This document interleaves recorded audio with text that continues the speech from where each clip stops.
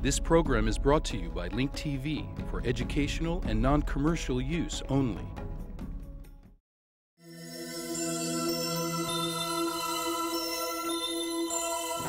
Mosaic, a daily news program from Link TV, presents a selection of news reports from independent and state-controlled broadcasters from throughout the Middle East.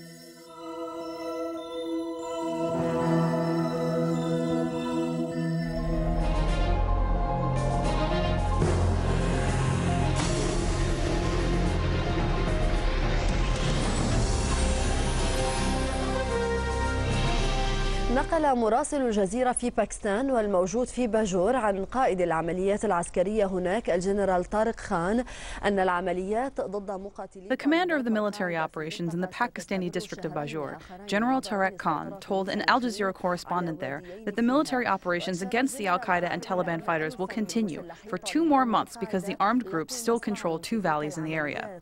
Khan said that 1,000 Taliban and Al-Qaeda armed men were killed during the military operations and that 64 Pakistani security forces were killed and 260 others were injured. In coordination with the army, some of the Taliban war prisoners were displayed so that journalists in the area could see them. من جانب آخر نقل مراسل الجزيرة عن مصادر. A source from the Pakistani police told an Al Jazeera correspondent that the Pakistani police clashed with Islamists in Karachi, killing 3 armed men and another person who was believed to have been kidnapped earlier. One of the Islamists was arrested. The same source said that the armed men were preparing for a large attack in the city. قالت مصادر الشرطة أن المسلحين كانوا يعدون لهجوم كبير في المدينة.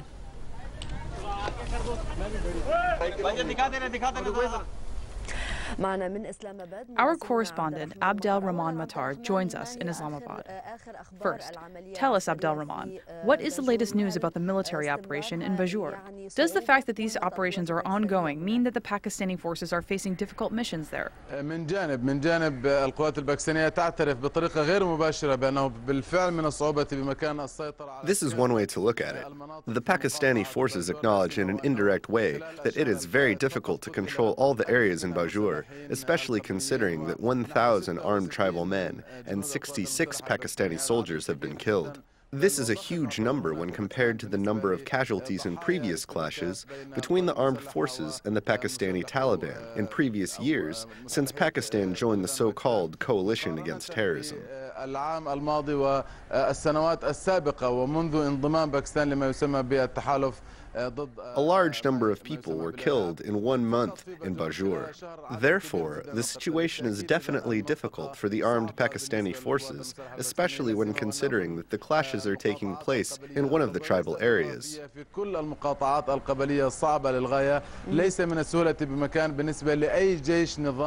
The terrain in all of the tribal areas is extremely difficult to navigate. It is not easy for any regular army to move in these areas. Keep in mind that the Pakistani army is facing an opponent that is good in guerrilla war tactics. A small number of fighters gather here and there, hit this tank or that military convoy, and hide. This is an important point that one has to keep in mind.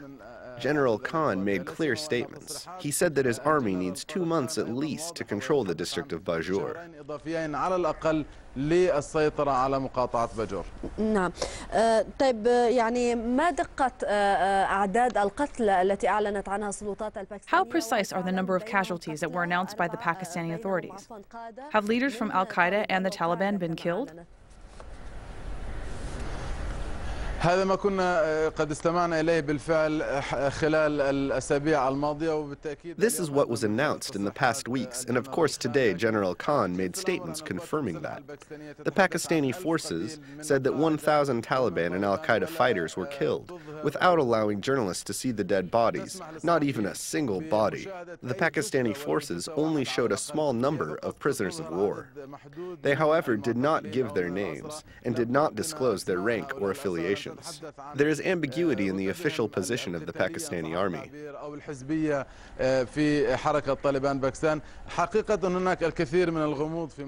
In addition, one important fact that happened in Bajour was ignored. More than 500,000 of Bajur's residents were displaced during the violent clashes during the past 4 weeks. The Pakistani army, however, did not talk about the fact that 500,000 have been displaced.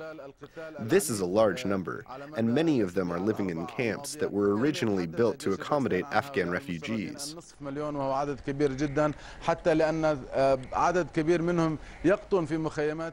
So Pakistanis are being displaced inside their own country, and they have to live with Afghan refugees who have been living in Pakistan for years. This is a very strange situation.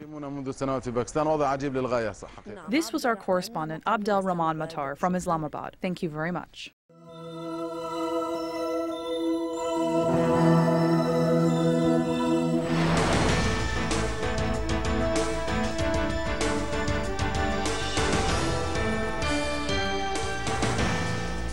أعلنت وزارة الدفاع الأمريكية أن مروحيات تابعة لها في أفغانستان تعرضت لنيران من الجيش الباكستاني. The U.S. Department of Defense said that the Pakistani army fired at some of its aircraft in Afghanistan, expressing its regret for the incident. In the meantime, Islamabad objected to Washington regarding the U.S. airstrike in the region of Waziristan. Pakistan placed its airports under a red security alert after receiving threats, and the U.S. Embassy in Pakistan suspended visa services and asked its nationals to avoid going to Lahore, the capital of Punjab, after it received warnings.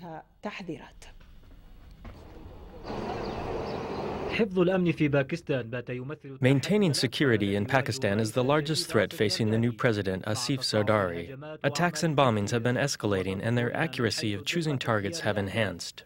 The latest was the Islamabad airport, which was put under high alert, and the heightened security procedures were taken after receiving information warnings of an attack. We received a phone call warning us of a suicide attack targeting the airport. So, we declared a red alert and took the necessary procedures at entrances and doorways. We only allowed passengers to enter.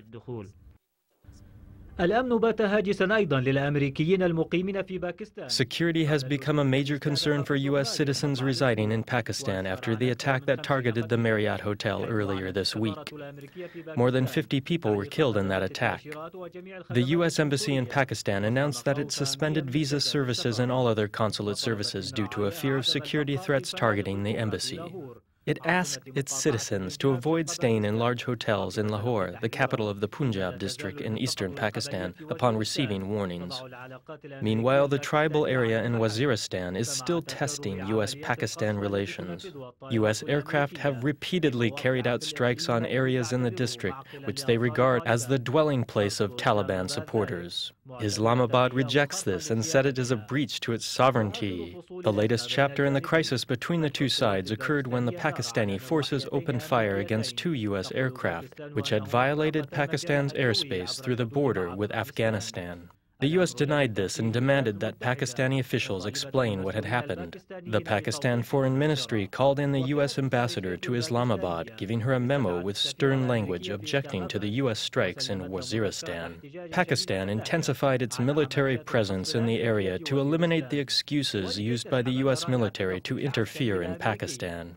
It launched large-scale operations on areas suspected of providing hiding places for armed Taliban members in the tribal areas.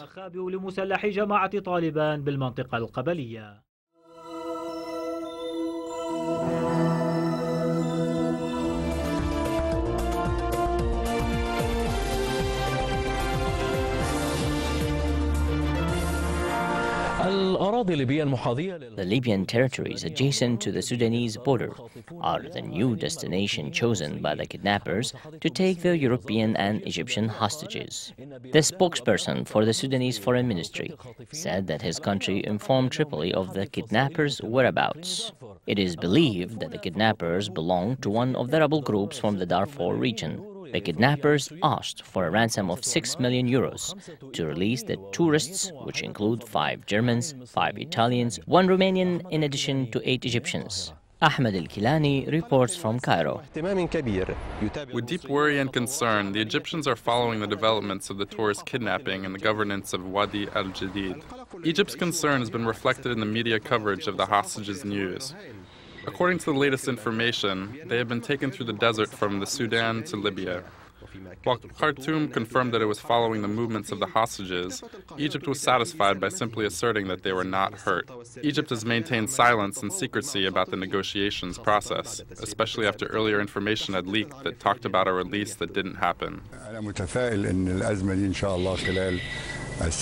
I am optimistic that the crisis will be resolved in the next few hours, God willing. This is because it is a criminal act without terrorist or political motives. The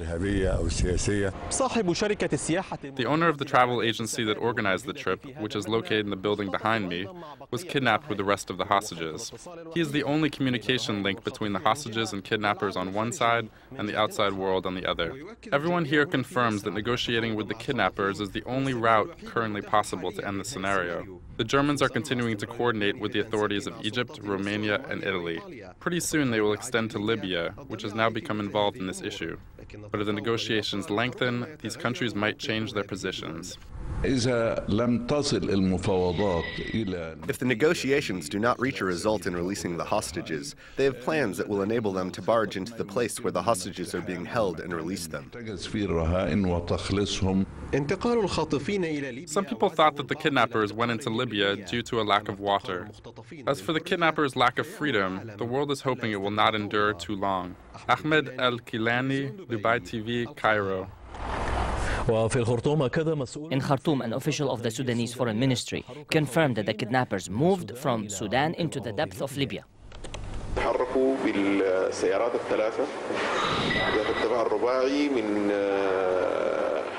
They moved in their 3 four-wheel drive vehicles from the area of Jabal Ouenat in Sudan across the Libyan border at the triangle forming the Sudanese, Egyptian, and Libyan borders. They headed across the Libyan border and as of this moment are about 15 kilometers in.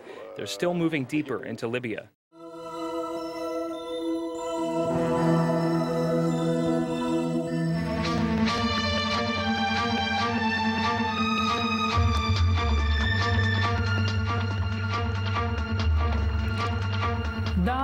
The head of the Iraqi Journalists Guild, Mayad Lami, called on the parliament to quickly pass a law protecting journalists because they have been increasingly attacked during the past few months.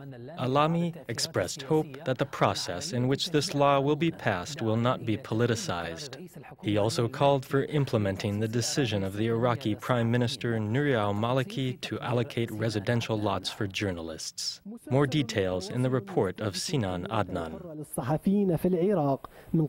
The series of attacks against journalists in Iraq continues by unknown groups who do not want citizens to learn about the situation in the war-torn country of Iraq. The latest attack on journalists was a failed assassination attempt on the life of the head of the Iraqi Journalists Guild, Muayyad Alami. للأسف أقول يعني استهداف الصحفيين العراقيين أصبح استهداف دائم يعني مع العلم الصحفي. Journalists in Iraq are constantly being attacked. They're just trying to make a living. Their job is to report local and international news to citizens without taking sides. الأخبار والمعلومات للرأي العام المحلي الدولي بدون مجاملة للجهة على حساب جهة. Iraqi journalists work for the benefit of all Iraqis without exception. الصحفي العراقي يعمل من أجل الجميع دون استثناء. The attack on Alami came after he had received threats from unknown groups demanding that he step aside. He received these threats when he was the Secretary General of the Iraqi Journalists Guild. Alami was elected in July 2007 as the president of the Iraqi Journalists Guild, after the former president was assassinated in February 2007. These attacks are intended to silence Iraqi journalists, but the Iraqi journalists are courageous. They cannot be silenced by explosions, bombs, or cowardly bullets.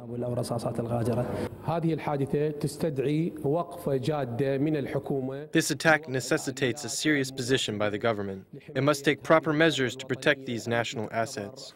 Iraqi journalists are the true voices of the Iraqi people. Journalism is a humanitarian profession, and it is essential to the democratic process of any country.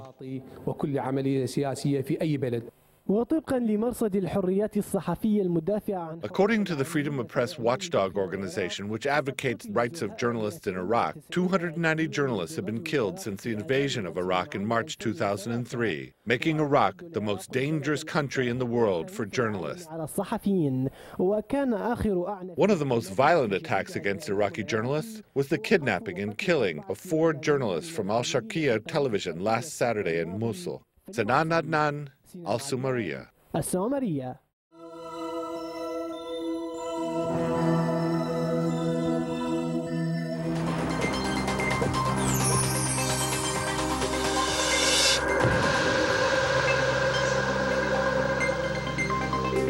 وصلت إلى مدينة رام الله اليوم الدفعة الثانية من المساعدات الروسية إلى الشعب الفلسطيني عبر الهيئة الخيرية. The second convoy of Russian aid has arrived in Ramallah from the Jordanian charity organizations. The Minister of Social Affairs, Dr. Mahmoud Al-Habash, said the convoy consists of 10 trailer trucks loaded with medicine, food supplies, and tents. The aid will be distributed to different West Bank areas. The Russian representative to the Palestinian National Authority, Sergei Kozlov, said that these two convoys are part of regular aid provided by the Russian Federation to the Palestinian people. هذه مساعدات مقدمة من دولة روسيا. This aid was provided by our friend, the Russian Federation, through the Hashemite charity organization of the Jordanian Kingdom. We want to use this opportunity to express our gratitude to the Russian Federation, represented by the Russian ambassador. We also want to thank the Jordanian Kingdom, represented by the Hashemite charity organization and the Jordanian embassy. الهيئة الخيرية الهاشمية الأردنية وبالسفارة الأردنية. This convoy of aid is part of a series of aid packages that have been coming to Palestine regularly through the Hashemite charity organization of the Jordanian Kingdom. Part of this aid was sent yesterday to Gaza, and it was handed over to the United Nations Refugees and Workers Agency, which will distribute the aid among the needy people there.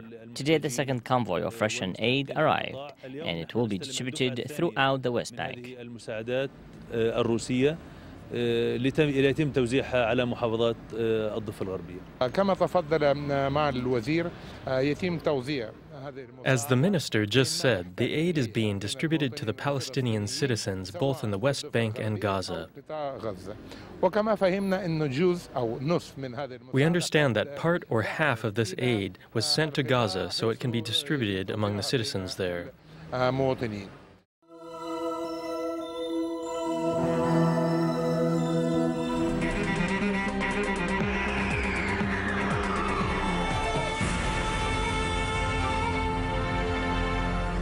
الأزمة المالية العالمية التي نتحدث عنها قد تبدو للمشاهدين خبرا اقتصاديا يخص كبار أصحاب الأموال. The world economic crisis might seem like a purely economic matter involving the big players with large sums of money, but the issue is much larger than that, with the crisis reaching a level that threatens the economic and financial system of the world. This threatens the financial systems in many areas, including the Arab world, which is connected to the world system. The following report explains. رغم أن هذا المصنع موجود في بلد خارج الولايات المتحدة إلا أنه قد يتوجب عليه إغلاق أبوابه وتسريح عماله. Even though this factory is situated outside of the United States, it might have to close its doors and lay off its workers as a result of the economic crisis in the U.S. The possibility of shutting down this factory is only one example from a variety of other scenarios predicted by economic experts if the U.S. economic crisis develops. This would make it a world crisis with distinction. أكبر المخاطر التي قد تنجم عن الأزمة المالية الحالية في الولايات المتحدة The biggest danger that might result from the current financial crisis in the U.S. is the possibility of a global economic slowdown. This means the economic cycle will enter a recession. The Arab nations are definitely not immune to the season of recession if its time comes upon the world. The slowing down of the global economy and its accompanying recessions leads to the weakening of citizens' buying power in many countries. Weak buying power translates into consumers not buying merchandise, which leads to a decrease in the profit of companies, organizations, and factories because their products are not purchased. وستجد تلك المؤسسات نفسها مضطرة في أغلب الأحيان إلى تسريح آلاف. These institutions will most likely find themselves forced to release thousands of employees, and they might even declare bankruptcy. The economy in the current global system has erased and transcended borders. In turn, even though many of the companies suffering economic crises are U.S. or Western companies, they extend to many branches, factories, and services all over the world. This means that the crisis will reach other parts of the world little by little. وهذا ما يعني وصول الأزمة إلى مناطق أخرى في العالم. هاني أبو عايش، العربية.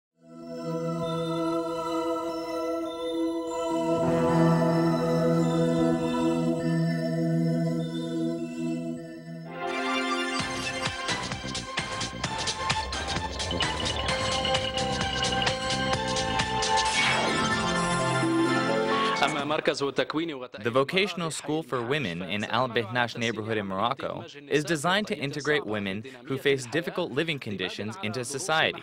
The program is designed to eliminate illiteracy and teach women vocational skills. More details with Mohammed Al-Azimi. The vocational school for women in Al Behnash is a model for future vocational schools designed to help large numbers of women, especially those who come from poor neighborhoods. Administrative, social, and educational programs are offered in this vocational school, which became a center for women living in the neighboring areas. Many programs have been adopted to train women to become active members in developing the country.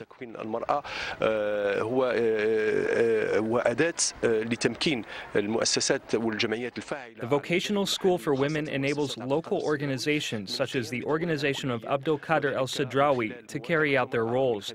The center helps by monitoring women's progress, training women, and teaching them skills that will enable them to become active members of society.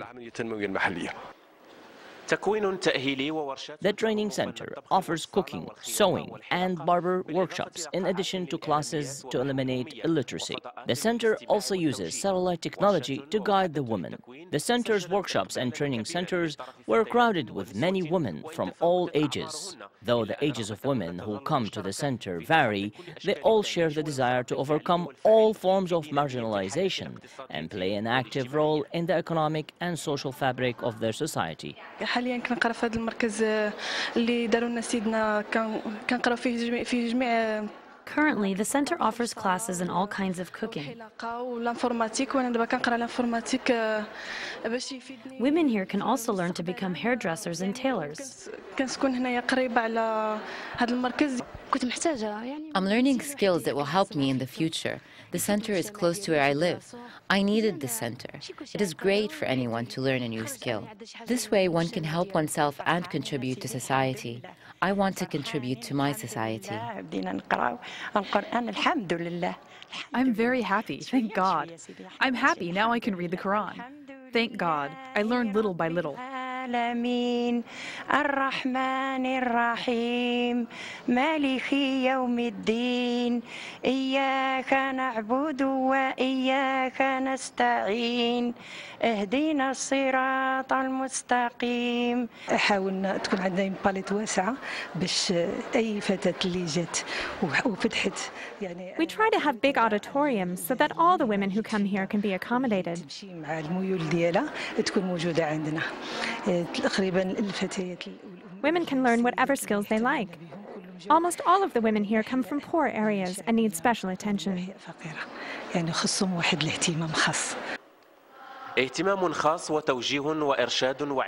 Women here, especially those who face difficult living conditions, receive special attention, guidance, and care at the center. The center welcomes them and offers them an opportunity to learn many skills.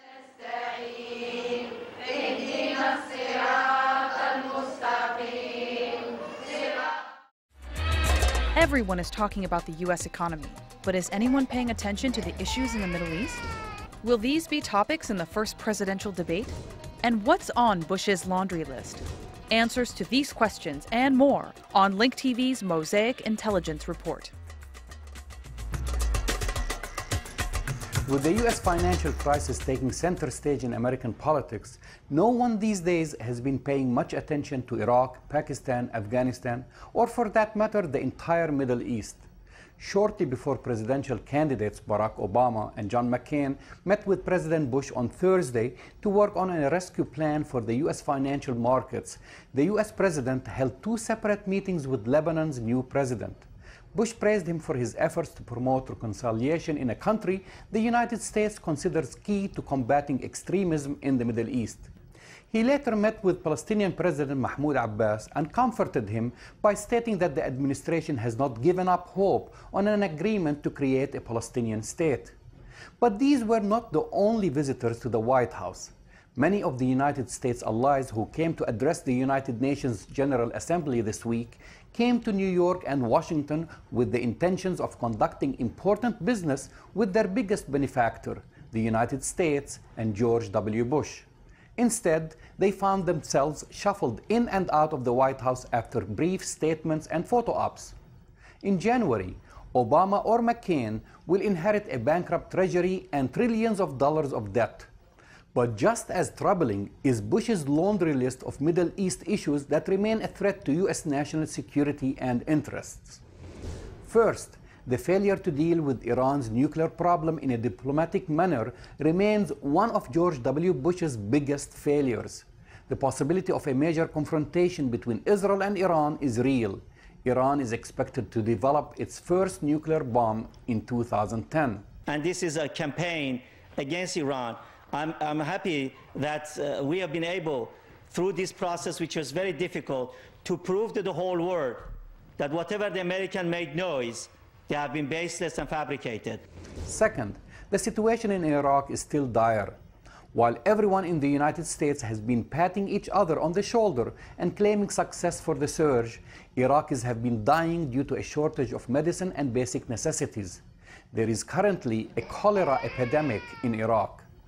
Third, U.S. raids in Pakistani territories have created confrontations between Pakistani and U.S. troops. A recent attack on the Marriott Hotel in Islamabad was planned to target the Pakistani president and his prime minister. Pakistan is also teetering on the verge of a civil war. Fourth, the war in Afghanistan will replace the war in Iraq in 2009. The U.S. will find itself committing more troops to Afghanistan, and attacks by the Taliban will increase. Fifth, the United States war on terror has failed. Al-Qaeda and its franchises can now be found all over the Middle East and North Africa. Expect attacks on U.S. interests in the region and attacks on oil and gas production facilities. And finally, the Palestinian-Israeli conflict remains unresolved. Attacks by Israeli settlers on Palestinians are on the rise, and Palestinians in normally calm areas like Jerusalem have been utilizing vehicles to attack Israelis. If not contained, the situation will lead to major confrontations between settlers and Palestinians in the West Bank. In short, the succeeding White House administration has a tall foreign affairs bill to fill with meager financial resources to do it with. I'm Jamal Dajani for the Mosaic Intelligence Report. To learn more about this program or to share your thoughts, visit us at linktv.org/mosaic.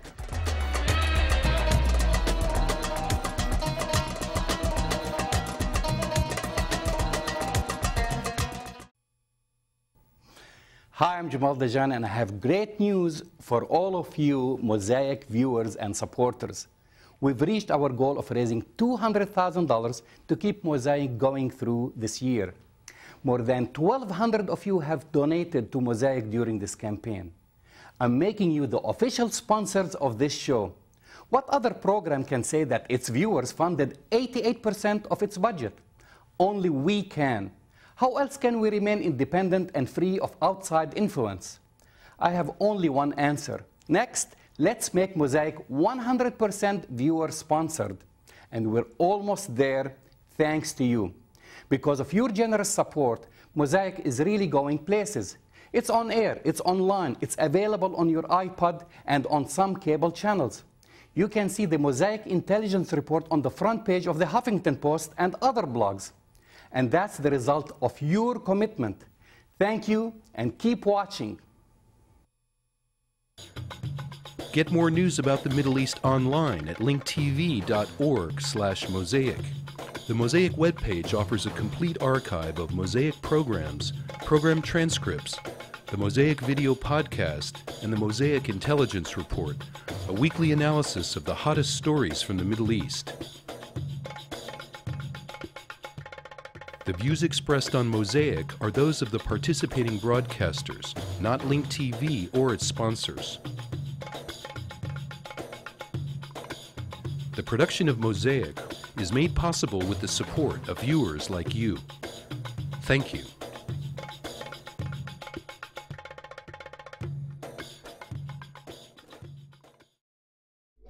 This program was brought to you by Link TV for educational and non-commercial use only. Link TV is the only U.S. television network devoted to global and national news, with uncompromising documentaries and diverse cultural programs. Programs which connect you to the world.